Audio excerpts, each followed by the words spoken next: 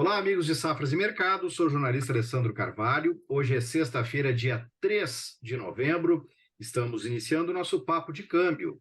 De imediato, já cumprimento nosso parceiro, correspondente cambial, Lucas Berti. Lucas, como é que vai? Tudo bem? Fala, amigo Alessandro, tudo bem com vocês aí no Safras? Tudo tranquilo. A gente não tem aquela graça para nós de fazer feriadão, então a gente teve a quinta-feira, mas sexta-feira já estamos aqui firmes e fortes, né, Lucas? A Vamos lá gente não falar, pode parar, né?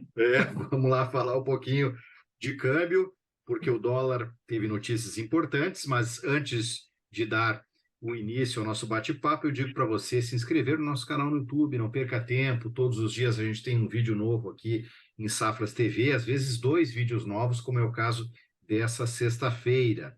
E em safras.com.br, confira a plataforma Safras, veja todas as informações que temos lá, nossas consultorias, nossa agência de notícias, todas as informações para o agronegócio estão na nossa plataforma Safras.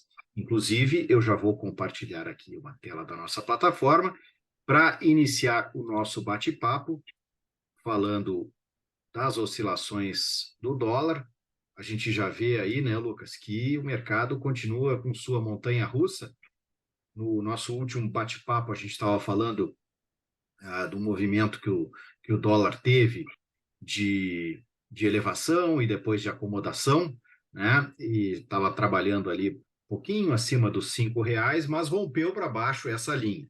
Lembrando que essa semana a gente teve na quarta-feira decisão do Federal Reserve, do Banco Central Americano, de manutenção de taxa de juros entre 5,25% e 5,5% ao ano, enquanto o Brasil, o nosso Copom baixou a Selic em 0,5 pontos percentuais para 12,25 ao ano. Lucas, vamos iniciar falando nessa questão, olhando para o gráfico. O Fed e o Copom acabaram dentro das expectativas do mercado, que eram justamente de manutenção por lá e de um novo corte por aqui, Lucas.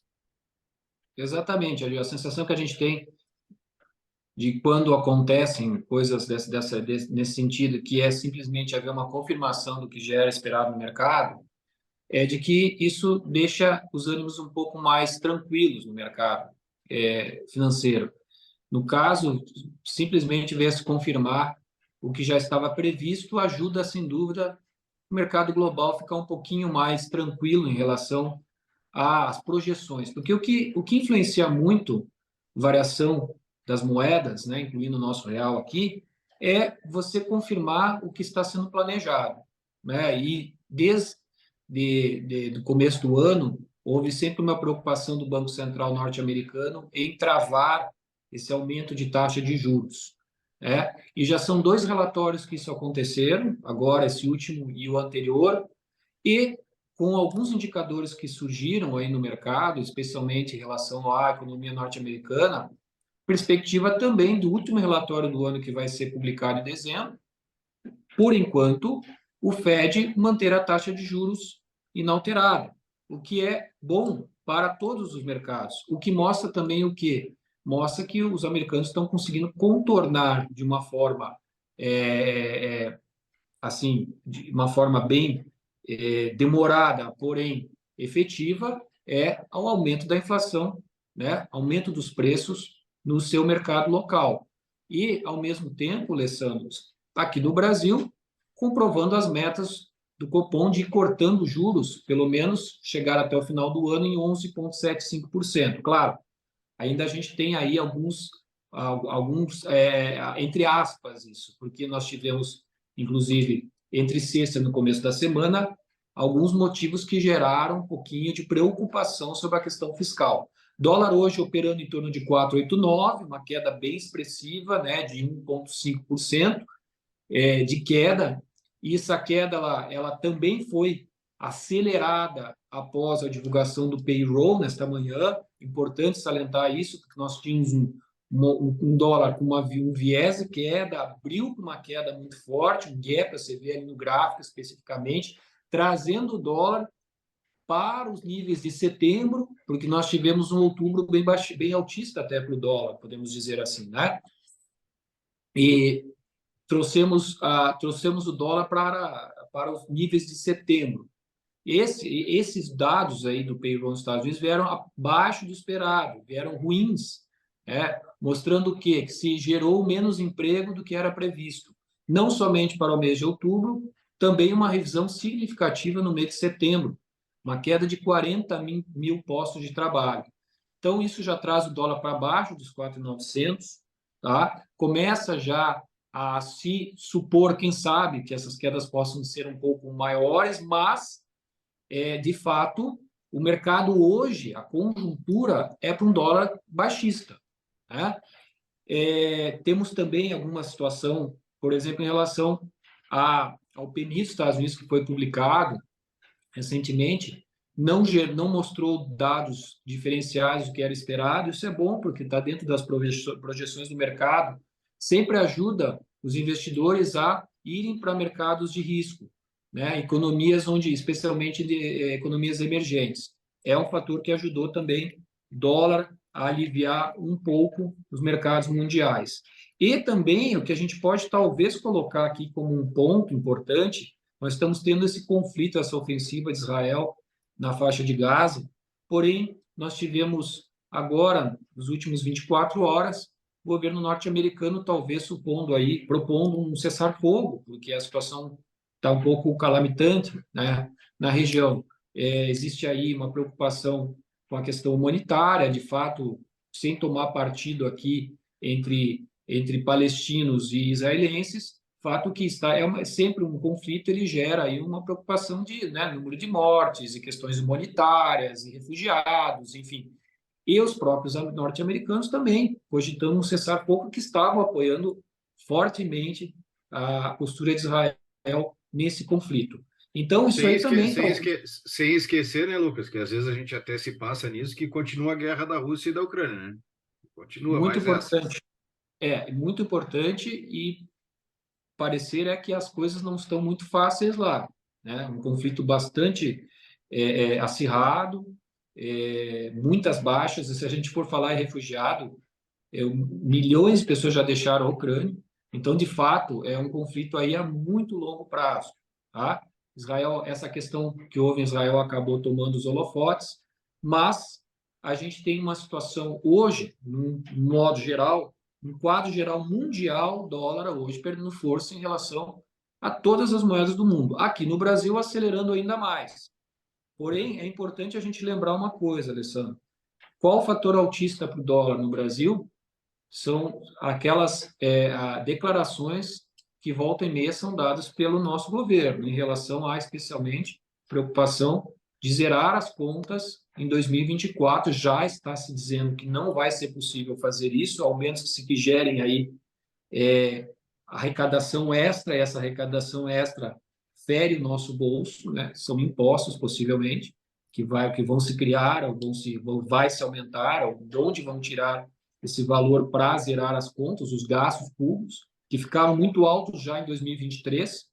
Então, esse fator foi um fator que eu gostaria de salientar, porque, embora a gente tenha um cenário baixista para o dólar, de modo geral, global, a gente tem o cenário local interno, e normalmente ele é muito preocupante, ele é muito volátil para a moeda. Ele afeta muito o comportamento da moeda aqui no Brasil, das moedas em geral, mas o dólar, que é o mais que tem bastante liquidez mesmo. E nós tivemos, no final da semana passada, no início dessa semana, uma puxada no dólar, antes dessa queda forte. Tá? Essa puxada trouxe o dólar um pouco para cima, ali próximo 5,05. Claro, não foi algo, digamos assim, exorbitante, né, em termos de volatilidade de moeda, porque nós estávamos acostumados, já falei isso várias vezes no passado, a ter 2, 3% de volatilidade no dia, especialmente em período pandêmico aí que nós tivemos, pandemia e tal. Mas essa situação fiscal do Brasil, ela é uma preocupação iminente, mercado, entendeu? Ela existe, ela está aí, de fato, o mercado faz leituras, tá? De qualquer forma, momentaneamente, essa semana nós estamos tendo dólar aí, agora com essa situação toda, especialmente indicadores lá fora mostrando um pouco mais de controle inflacionário, jogando o dólar para baixo. o que faz conosco aqui, com certeza, com o petróleo caindo também, que também era um risco, talvez, a gente ter um aumento de preços, né, nos nossos produtos, em função do dólar estar subindo, e aquela época está galgando já os $100 o barril. Agora nós temos petróleo a $85 o barril em Londres. Então já nós temos um cenário aí para queda de preços aqui no Brasil também, né? Agora, recentemente, foi divulgado que os preços globais dos alimentos também caíram, né, de um modo geral. Então, assim, a princípio, nós temos uma conjuntura em termos de juros e em termos de inflação, agora um pouco mais controlada, mostrando aí mais uma motivação para os investidores correrem para economias mais de maior risco. E também, se você não tem mais juros nos Estados Unidos sendo revisado para cima, e com essa possibilidade de contenção mesmo, inclusive Jerome Powell foi bastante neutro no discurso dele, você começa a ver os investidores apostando em rentabilidades em outros lugares, né, incluindo o Brasil, né? Tá? Então é E isso. O isso tudo, cenário é isso tudo acaba pressionando cada vez mais o dólar para baixo, né? Quando o pessoal começa a botar dinheiro nos emergentes, é o nosso caso, vem mais moeda, pressão natural sobre os preços. Lucas, só comentando uma coisa que tu tinha dito ali, ó, no gráfico dá para ver bem aqui, ó. E hoje, exatamente, o mercado acabou fechando aquele buraquinho, aquele gap lá de 20 de setembro, né?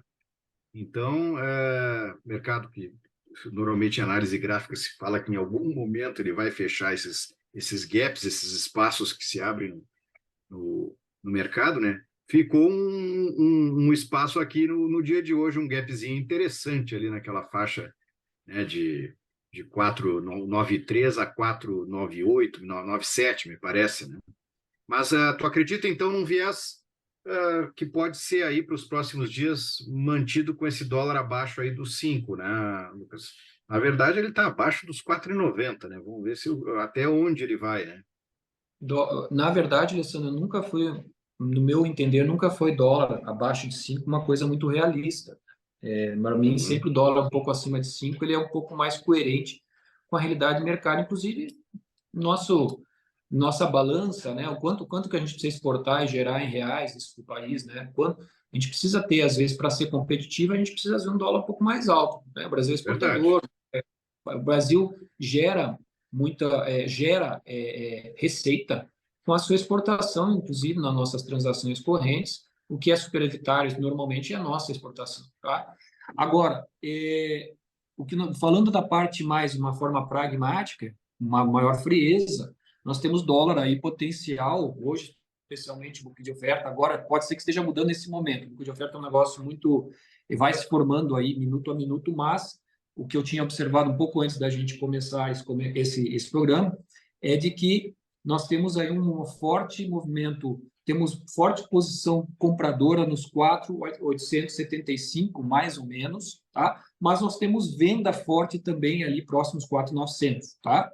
Então o mercado vai ficar brigando nesses níveis. Em relação ao gráfico, me parece que pode vir o dólar, quem sabe, romper e buscar os 4,84 ou 4,85. Não está longe disso, seria um patamar ali que nós tivemos em torno de setembro. Você vê ali no gráfico, você observar aquelas duas voltinhas ali que formam um M, né, praticamente, né? Nós temos Uhum. dois suportes, um ali e um pouco anterior, né? Então, inclusive, ele testou esse suporte e desse suporte ele só foi depois, né? Então, pode ser que o mercado venha a testar isso aí, mas eu não vejo o dólar caindo tanto assim. Não acho que seja justificável que o dólar caia tanto assim, até porque está se confirmando justamente aquilo que estava previsto lá atrás.